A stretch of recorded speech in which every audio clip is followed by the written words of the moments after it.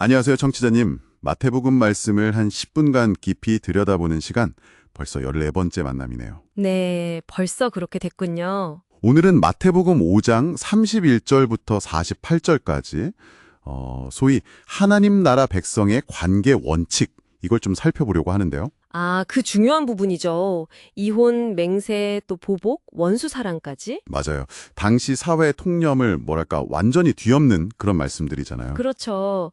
예수님께서는 당신의 나라 백성이라면 세상과는 달라야 한다. 이걸 분명히 하신 거죠. 네.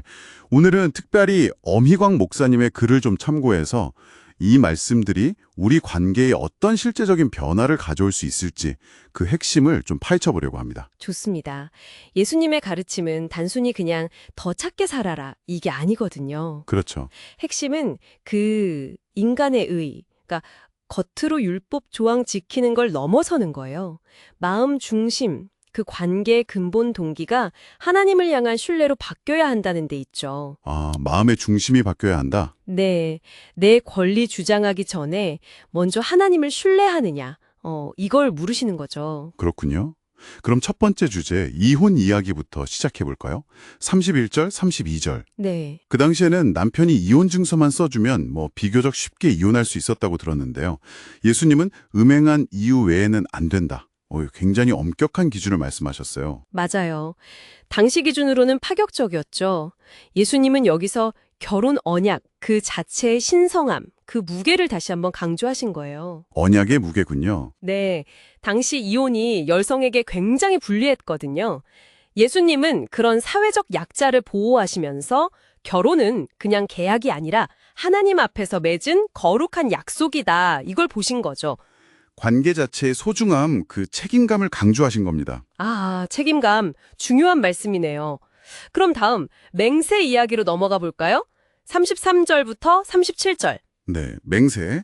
도무지 맹세하지 말라 그러시면서 예할 건 예, 아니요 할 건 아니요만 하라고.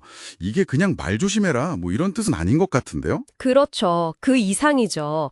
근본적인 문제는 사람들이 자기 말에 힘을 실으려고 하나님의 이름이나 성전, 하늘, 땅 이런 거룩한 것들을 자꾸 끌어들이는 습관이에요. 아, 습관이요? 네. 왜 굳이 맹세가 필요할까요? 평소 말에 진실되지 못하거나 아니면 상대방이나 상황을 못 믿으니까 그런 거잖아요. 하긴 그렇네요. 예수님은 하나님 나라 백성이라면 그냥 일상적인 말 자체가 진실되고 믿을만 해야 한다. 그리고 모든 걸 주관하시는 하나님을 믿으니까 굳이 맹세로 자신을 올가맬 필요 없다. 이렇게 가르치시는 거죠. 아, 일상의 진실함 자체가 중요하다. 네, 그게 바로 하나님 앞에서의 삶의 태도인 거죠. 이제 보복, 38절부터 나오는 눈은 눈으로, 이는 이로, 이 구약 율법을 재해석하신 부분인데요. 네, 넥스탈리오니스. 악한 자를 대적하지 말라, 오른뺨을 치거든 왼편도 돌려대며. 와, 이건 진짜 실천하기 너무 어렵다고 느껴지는데요. 그렇죠. 세상 지혜랑은 완전 반대죠. 이게 하나님 나라의 가장 역설적인 원리 중 하나예요. 역설적이네요, 정말. 원래 눈은 눈으로는 끝없는 복수를 막으려는 최소한의 공의 원칙이었는데 사람들은 이걸 그냥 적극적인 보복의 근거로 써버렸죠. 아, 원래 의도는 그게 아니었는데. 네. 예수님은 여기서 한 발 더 나아가서 아예 보복의 고리를 끊어버리라고 하시는 거예요. 오른뺨 맞고 왼뺨 내미는 게 굴욕적으로 그냥 참는 게 아니라 네. 악을 악으로 갚지 않겠다는 적극적인 선택이고 또 최종적인 정의는 하나님께 맡긴다는 깊은 신뢰의 표현이라는 거죠. 아, 신뢰의 표현이군요. 네, 심지어 속옷 달라면 겉옷까지 주고 억지로 오리를 가게 하면 심리까지 가주라는 건 상대방의 그 악한 요구를 넘어서는 선한 반응으로 허를 찌르는 거죠. 와, 그 관점으로 보니 완전히 새롭네요. 악의 고리를 끊는 적극적인 신뢰의 표현이라. 네, 그럼 마지막으로 원수 사랑입니다. 43절부터. 내 이웃을 사랑하고 내 원수를 미워하라는 당시 통념을 깨고 너희 원수를 사랑하며 너희를 박해하는 자를 위하여 기도하라. 이야, 이것이야말로 하나님 나라 백성의 정체성을 보여주는 궁극적인 요구 아닐까요? 정확합니다. 정말 그렇죠.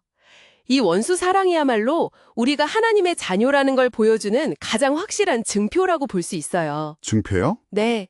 왜냐하면 하나님 자신이 해와 비를 선한 사람, 악한 사람 가리지 않고 똑같이 내려주시잖아요. 아, 맞네요. 세상은 보통 자기랑 비슷한 사람, 자기한테 잘해주는 사람만 사랑하지만 하나님 나라 백성은 하나님의 그 차별 없는 은혜를 닮아서 나에게 해를 끼치는 사람까지도 긍휼히 여기고 축복할 수 있어야 한다는 거죠. 와, 이게 바로 하늘에 계신 너희 아버지의 온전하심과 같이 너희도 온전하라는 말씀의 중요한 의미 중 하나입니다.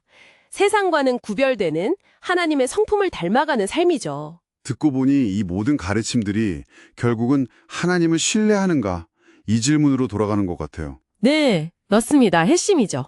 그리고 솔직히 이런 기준대로 살면 세상에서는 좀 손해보고 이용당하고 좀 바보처럼 보이지 않을까 하는 그런 두려움도 들어요. 충분히 그럴 수 있습니다. 예, 세상적인 기준, 세상의 눈으로 보면 어리석고 심지어 불명예스러워 보일 수도 있죠. 그렇죠. 하지만 중요한 건 그 가치 판단의 기준 자체가 달라지는 거예요. 세상의 인정이나 내 권리를 지키는 것보다 하나님의 기준을 따름으로써 얻는 그 내적인 평안, 하나님 앞에서의 당당함이 훨씬 더 가치 있다는 믿음이죠. 가치 기준의 변화군요. 네, 예수님께서 십자가에서 보여주신 삶이 바로 그 궁극적인 예시잖아요. 세상의 논리로는 완전 실패 같았지만 하나님의 뜻을 이루는 가장 영광스러운 길이었죠. 세상 기준이 아닌 하나님의 기준으로 살아가는 삶의 가치. 깊이 새겨야 할 말씀입니다. 네, 결국 하나님 나라의 관계 원칙은 뭐랄까, 나 중심적인 권리 주장에서 벗어나서 하나님을 신뢰하고 그분의 자비와 은혜를 실천하는 데 있다는 거군요. 네, 그렇습니다.